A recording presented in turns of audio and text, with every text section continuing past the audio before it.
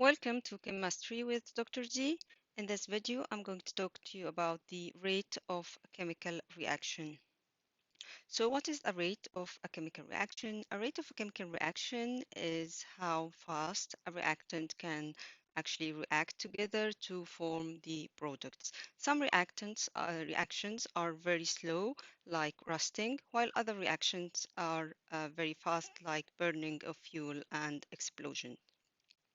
So we can represent the rate of a reaction graphically. So in order to find the speed or the rate of the reaction, you can do this by recording either the amount of reactant that has been consumed or used up during the reaction at different times, or the amount of the product that has been produced over time as well, and then presenting your data as a graph of the amount, either amount of reactant consumed or amount of product produced versus time will give you the reaction rate graph.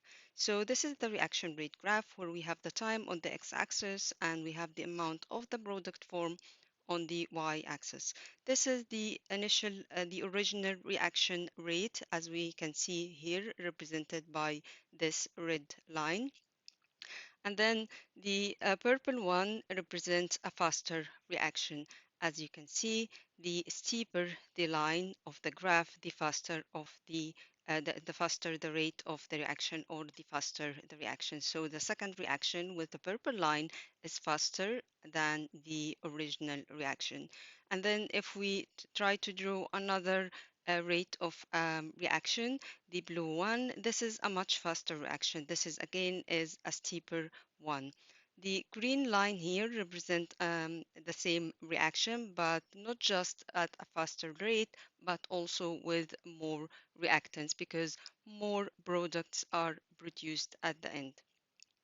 The flat line at the end will show that the reaction has finished because no more product is produced over time. So these are the lines for different reaction rates. So how can we calculate the rate of the reaction? The rate of the reaction can be measured using the amount of the product produced, or the amount of reactant used, or the amount of product formed over time. So the rate of the reaction equal the amount of reactant used over time, or the amount of product formed over time. We can represent the amount of reactant or product as mass in gram, or we can measure it by volume, so volume in centimeter cube. And then the rate will be represented as gram per second or centimeter cubed per second. We can also calculate the amount of reactants or product as in terms of moles. So moles is the mass in gram over the molecular mass.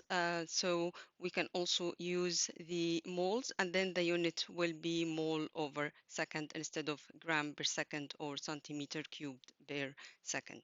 So how can we find the rate of the reaction graphically? So when you draw your graph of the amount of product formed here over time, or even you can use the amount of reactant used. So this is the line that represent reaction rate of a certain reaction. And then we want to calculate the rate of the reaction at certain point of time.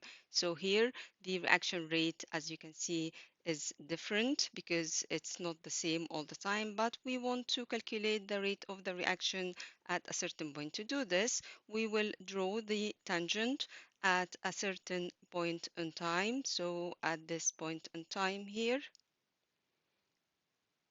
so we drew the tangent, and then we can calculate the gradient of the tangent of the curve on this graph as a measure of the rate of a reaction at a specific time. For this is the tangent, and then this is the change in y and the change in x, and then the slope will be the change in y over the change in x. The slope here will represent the rate of the reaction, and we can calculate this graphically.